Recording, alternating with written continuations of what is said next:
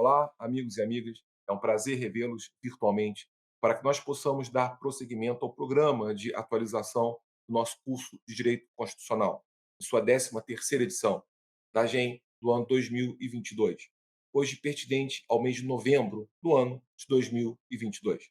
Quero de início, como sempre fizemos em relação às gravações anteriores e faremos em relação às posteriores, indicar um roteiro de aula, até para que nós possamos potencializar os nossos esforços, maximizar os nossos resultados. Faremos assim, então, dividiremos nossa aula em duas partes. Primeiro, a legislação, depois, a jurisprudência. Primeiro, a legislação, as leis advindas durante o mês de novembro do ano 2022, que trouxeram impactos para o direito constitucional. De algum modo, afetam a atualização da doutrina pertinente a esse importante ramo do direito público. Depois, a jurisprudência, acórdãos do Supremo Tribunal Federal, que serão 4, que tocam em alguma matéria que envolve o direito constitucional. Haverá um caso hoje ligado à matéria previdenciária, outro caso ligado ao controle de constitucionalidade, uma situação ligada a uma importante ação que é a DPF, e, por fim, também medida provisória levada a conhecimento do Supremo Tribunal Federal e aferição em relação à sua validade. No tocante assertiva à legislação, vejam só esse próximo slide, chama atenção para duas leis feitas durante o mês de novembro do ano 2022, da mesma data, dia 16 de novembro. A primeira, a Lei 14466, a segunda, a Lei 14470. A primeira revoga a Lei 14125, de 10 de março de 2021, que dispõe sobre a responsabilidade civil relativa a efeitos diversos da pós-vacinação contra a Covid-19, sobre a aquisição e distribuição de vacinas por pessoas jurídicas de direito privado. É uma questão interessante vinculada ao direito pós-pandêmico. Aguardemos de modo ansioso que a pandemia termine logo, mas os efeitos ainda o STF deverá enfrentar por muito tempo. Para se ter ideia, o STF tem acordos de 32 discutindo a gripe espanhola, cujo epicentro ocorreu em 18, 14 anos depois. Infelizmente, a mesma questão deverá voltar agora à tona em relação especialmente ao Supremo Tribunal Federal. Nós temos alguns tópicos ligados ao direito pós-pandêmico que serão discutidos no futuro. Por exemplo, em relação ao ano 2020, a grande discussão era o enfrentamento à pandemia. Em relação ao ano 2021, a grande questão era a vacinação. A questão da vacinação compulsória ou da vacinação forçada. De agora para frente, teremos outros temas a serem discutidos. Por exemplo, esse, efeitos adversos da pós-vacinação. Mas outros também serão levados à baila. Por exemplo, a questão ligada à competência concorrente em matéria de saúde, em tema legislativo, comum em tema administrativo, também ligada à saúde. A discussão, por exemplo, sobre matéria técnico-política para efeito de regulação, a discussão, por exemplo, via reforma constitucional do estado de exceção para o estado de defesa ou estado de sítio em situações pandêmicas, epidemiológicas, são questões para o futuro que deverão ser discutidas. Por isso a importância que essa legislação tem. Ou seja, o enfrentamento aos efeitos adversos da vacinação em relação à Covid-19. É um dos muitos tópicos que ainda teremos no futuro sobre direito pós-pandêmico. Serve, então, como advertência daquilo que nós teremos no futuro, não só em relação à legislação, como também em relação à jurisprudência. Outra lei importante desse período de tempo é a Lei 14470, vejam, que altera a Lei 12529, de 30 de novembro de 2011, Lei de Defesa da Concorrência, para prever novas disposições aplicáveis à repressão de infrações à ordem econômica. Esse tema envolve tanto o direito constitucional, como também envolve o direito administrativo, e tem a ver com a intervenção do Estado no domínio econômico. Isso é típico de um Estado social, interventor, tanto na ordem econômica, como também, se fosse o caso, na ordem social.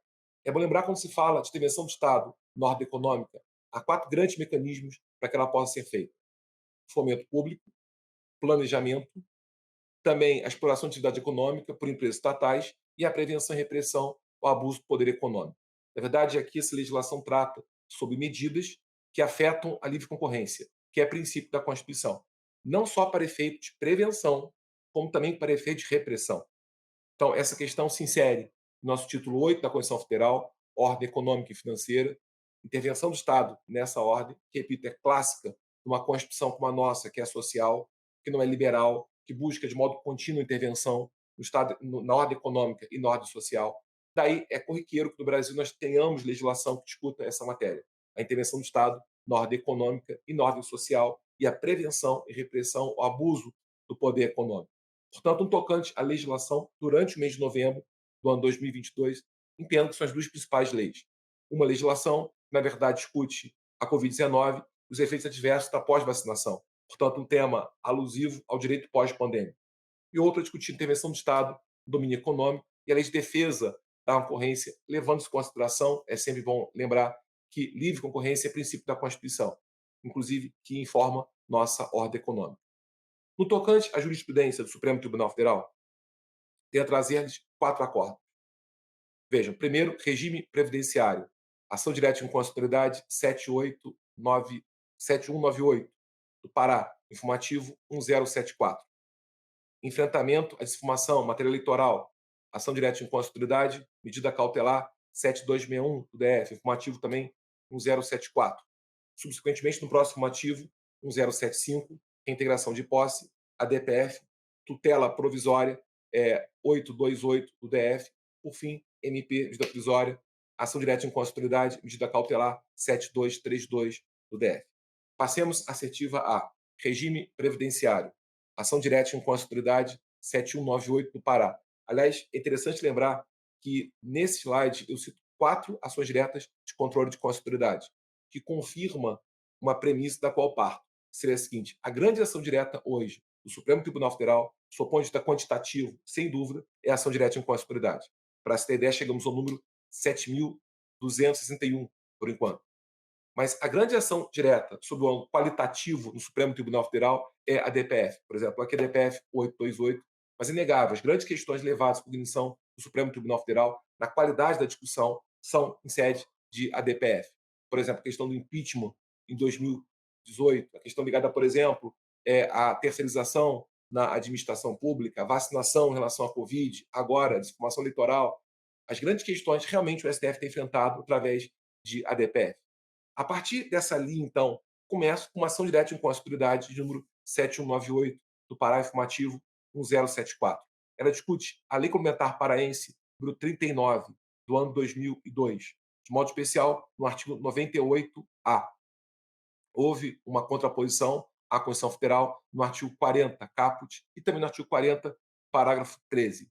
A grande questão é a seguinte: é possível criação de regime previdenciário para servidor público não ocupante de cargo efetivo, por exemplo, servidor público ocupante de cargo em comissão, ou até função de confiança? É possível regime previdenciário próprio para servidor público não ocupante de cargo efetivo. Nesse caso, o Supremo Tribunal Federal manteve o seu posicionamento, reconheceu que a norma seria inconstitucional. É bom lembrar o seguinte: quando a nossa Constituição fala de previdência, ela aborda a previdência social e a previdência privada. Depende se ela é vinculada ao Estado ou não. Se não for vinculada ao Estado, há a previdência privada. E aqui nós temos 2 regimes: regime fechado, regime aberto. À luz de nossa Constituição, artigo 202.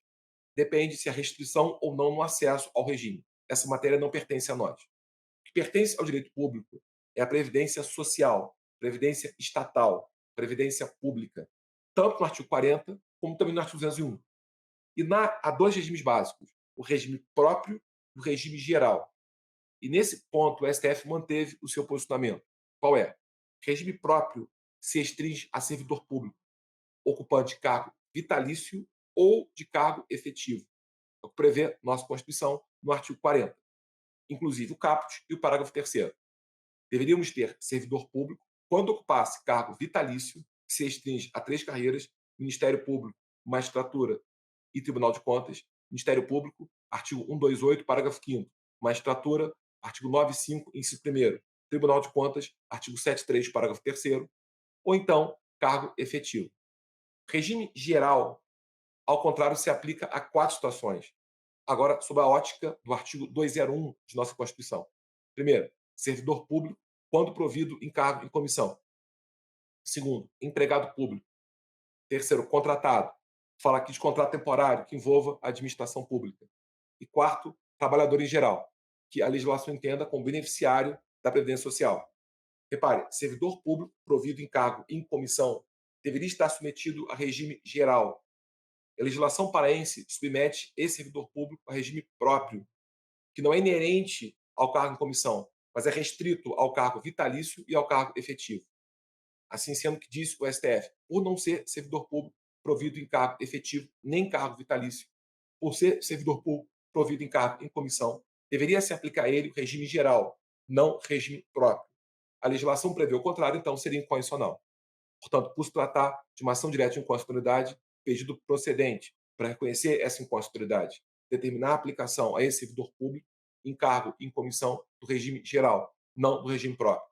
Essa questão envolve nossa Constituição, no artigo 40, como também no artigo 201. E, por via transversa, o artigo 202 também, embora não seja questão ligada a Estado, mas também tem a ver com a Previdência privada, social, regime próprio ou regime geral. Outra questão interessante, e na assertiva B a menção a ela, é enfrentamento à desinformação.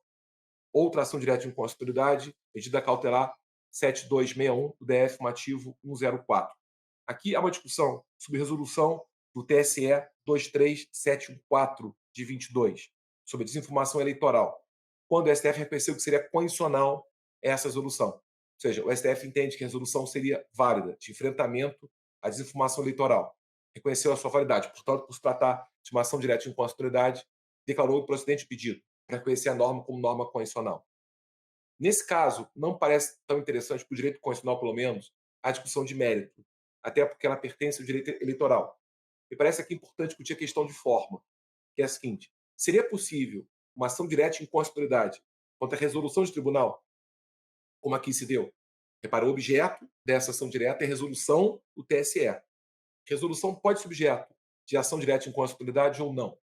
Bom, é bom lembrar que essa ação, nossa Constituição traz no artigo 102, inciso 1º, a linha A. E lá se fala ação direta de inconstitucionalidade de lei ou ato normativo federal ou estadual. A discussão é o que seja um ato normativo.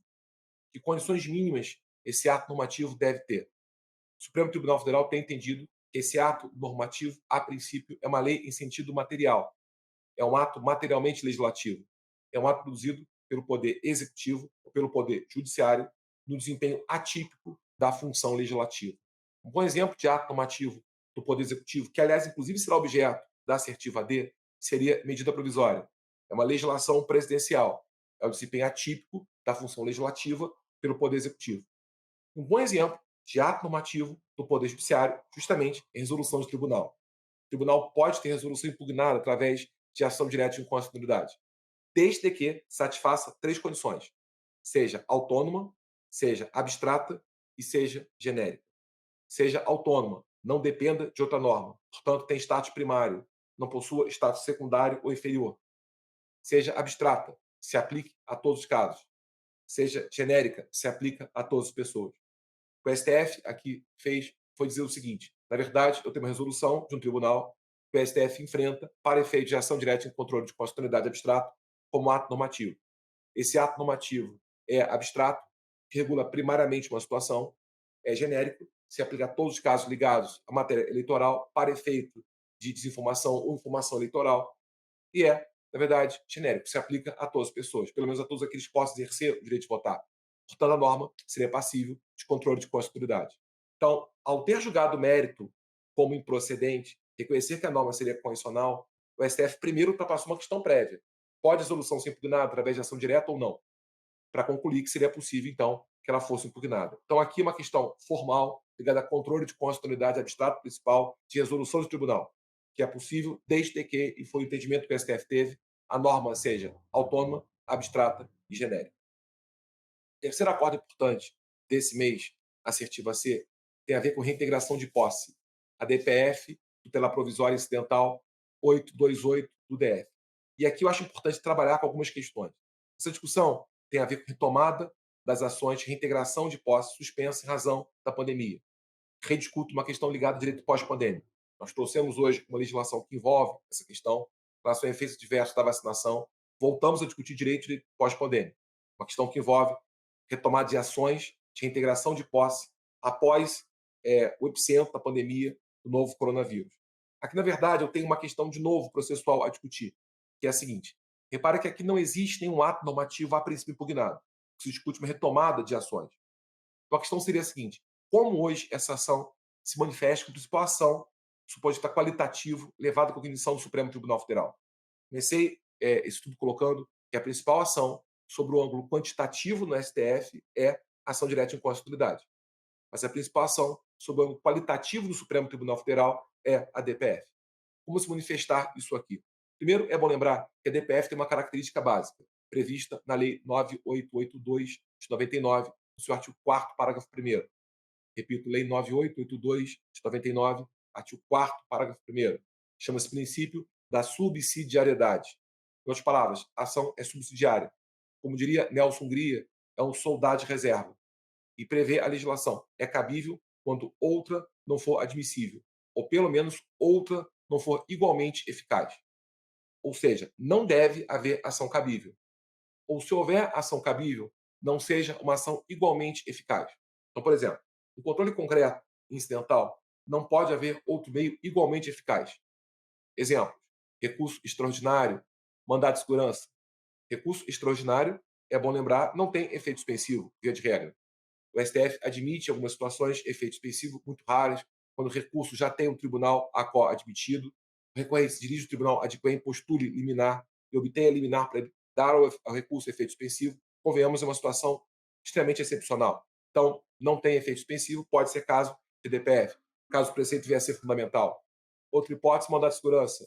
É bom lembrar, mandado de segurança, mesmo coletivo, não tem efeito vinculante. E às vezes é de bom ouvir obtermos esse efeito vinculante para julgamento correto daquela questão. Então, talvez, se a matéria for também essa, algum preceito fundamental possa vir a ser cabível a DPF. Mas a principal discussão é no controle abstrato principal, quando não pode haver outro meio cabível. Dois bons exemplos disso: lei ou ato normativo municipal e lei ou ato normativo pré-condicional. Repare, em relação à lei ou ato normativo municipal, não cabe nenhuma ação direta em relação a esse tipo de norma jurídica. É bom lembrar que, em relação à ação direta de inconstitucionalidade, o objeto é lei ou ato normativo federal ou estadual, não também municipal. Em relação à ação declaratória de constitucionalidade, o objeto é lei ou ato normativo federal, nem estadual, nem muito menos municipal. Em relação à ação direta de omissão, nem existe, a princípio, uma lei ou um ato normativo, até porque existe uma omissão inconstitucional, supostamente. Em relação à ação interventiva, o objeto é ato estadual ou distrital, nunca municipal. Até porque no Brasil não cabe intervenção federal sobre o município, a não ser no futuro sobre o território, município-território, que não existe hoje no Brasil. Ou seja, não existe nenhuma ação direta cujo objeto venha a ser uma lei ou um ato normativo. Se a matéria for essa, algum preceito fundamental, caberá a DPF. E um outro exemplo é lei ou ato normativo pré-constitucional, anterior à Constituição. Não há nenhuma ação direta cujo objeto possa vir a ser esse. Se a matéria for essa, caberá também a DPF. Dois bons exemplos. Um exemplo é a famosa DPF 54, outro exemplo, a DPF 130. A DPF 54, antecipação terapêutica de parto de feto anencéfalo, independentemente de autorização judicial. Havia uma discussão de uma interpretação de uma Constituição do Código Penal, artigo 128, que é lei pré-constitucional. Quando a questão foi levada ao STF via a DPF. E outro caso, DPF 130, lei de imprensa, uma lei ordinária muito anterior à Constituição, discutia naquela hipótese de liberdade de expressão de pensamento, não havia outra possibilidade de levar a questão ao Supremo que não fosse DPF, e assim foi feito. No entanto, o STF tem radicalizado a interpretação desse princípio. E aí surge a consideração que eu acho importante trazer. O STF vem admitindo hoje a DPF contra atos que nem estão formalizados, contra políticas públicas. E aqui é um bom exemplo disso, a política judiciária de aceitação de ações relativas à reintegração de postos durante a pandemia. E, na verdade, não há nenhum ato impugnado formalmente, mas uma política pública. Outros exemplos desse entendimento foram, por exemplo, a situação na qual a STF admitiu terceirização de atividades fim na administração pública, quando o objeto era uma sentença trabalhista, não havia nenhum ato impugnado formalmente. Recentemente, questão ligada à segurança pública e violência policial, houve uma DPF também aceita em relação a isso.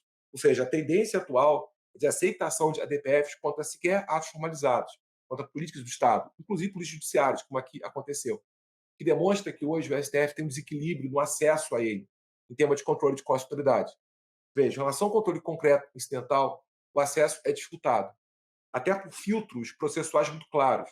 Por exemplo, pré-questionamento, repercussão geral, que filtram o acesso ao Supremo Tribunal Federal, quando então ele é visto como um bem escasso, como um bem de poucos, um bem cujo acesso se dá a poucos recorrentes. Agora, o acesso através da via abstrata principal é facilitado através da DPF, quando a STF abre a possibilidade de implantação de política pública através da DPF.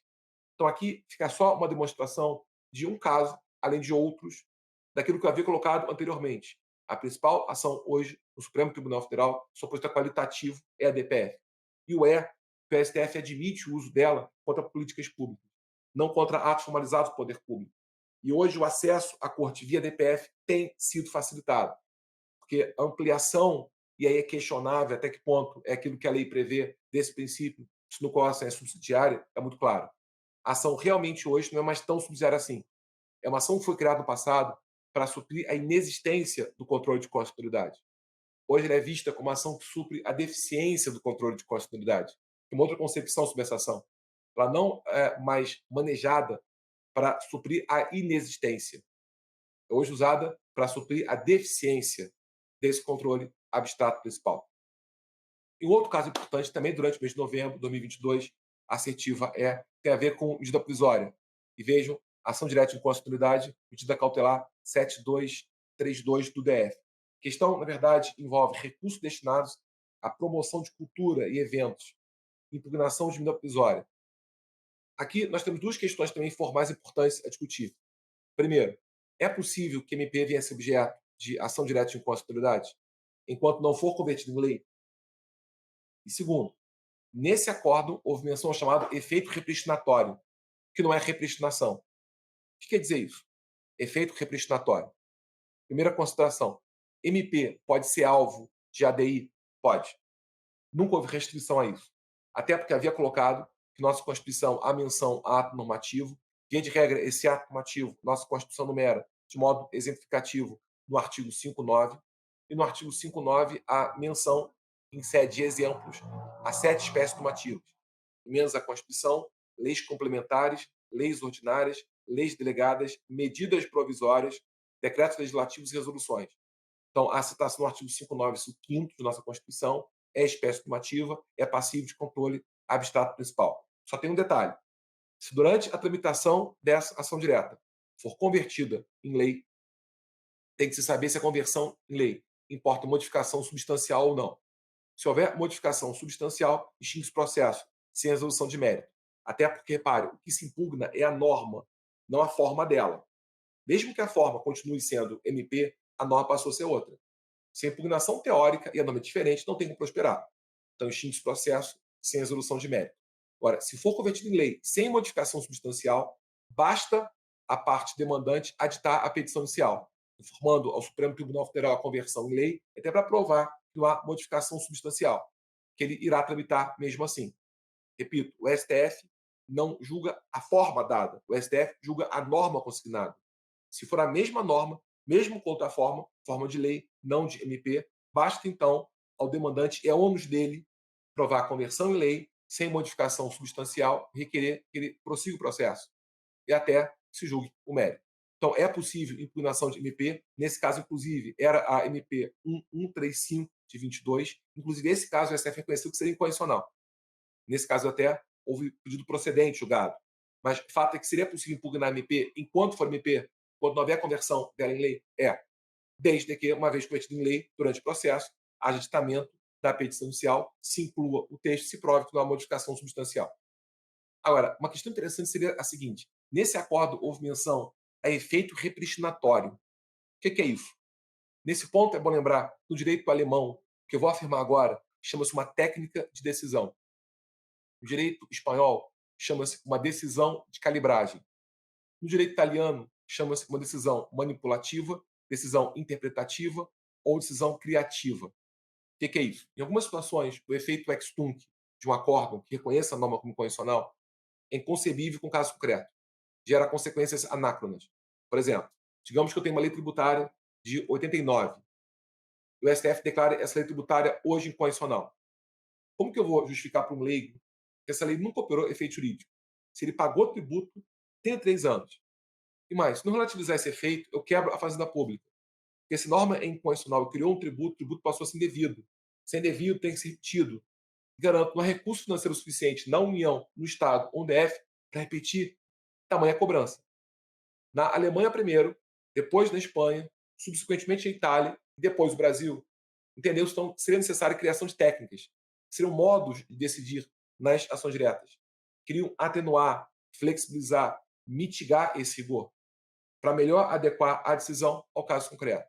E uma delas chama-se efeito repristinatório.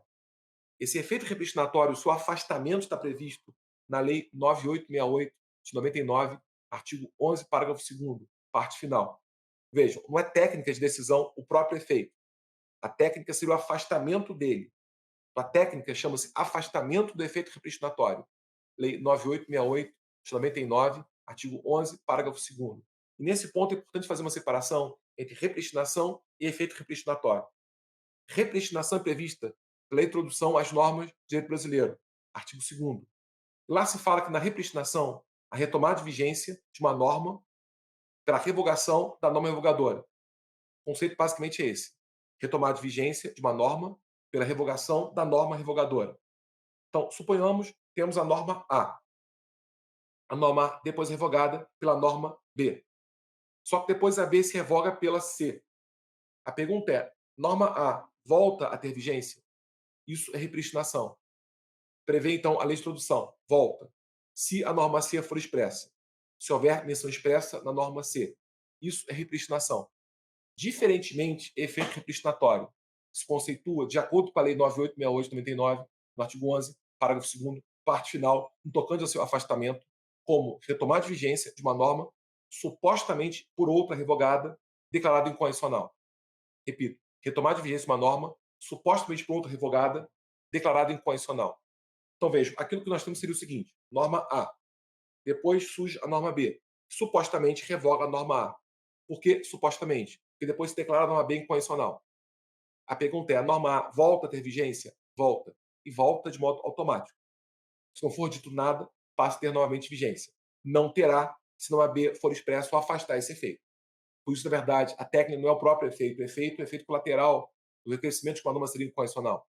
A técnica é o afastamento desse efeito. Por isso tem que ser expressa. Então, o que é importante ficar claro é o seguinte: aqui se fala do efeito repristinatório, que não é repristinação. Quatro diferenças. Primeiro, repristinação envolve 3 normas. Efeito repristinatório envolve 2 normas. A e B, não A, B e C. Outra diferença. Repristinação envolve 3 normas e 2 revogações válidas. Efeito repristinatório envolve 2 normas e uma revogação inválida. É inválida porque a lei revogadora seria inconstitucional. É uma outra diferença. Uma terceira diferença: repristinação envolve 3 normas, 2 revogações válidas e a causa é o ato legislativo, é a lei C que gera repristinação. Efeito repristinatório, ao contrário, envolve 2 normas, uma revogação válida e a causa é um ato jurisdicional. É o acórdão que reconhece a lei B como inconstitucional que gera o efeito repristinatório.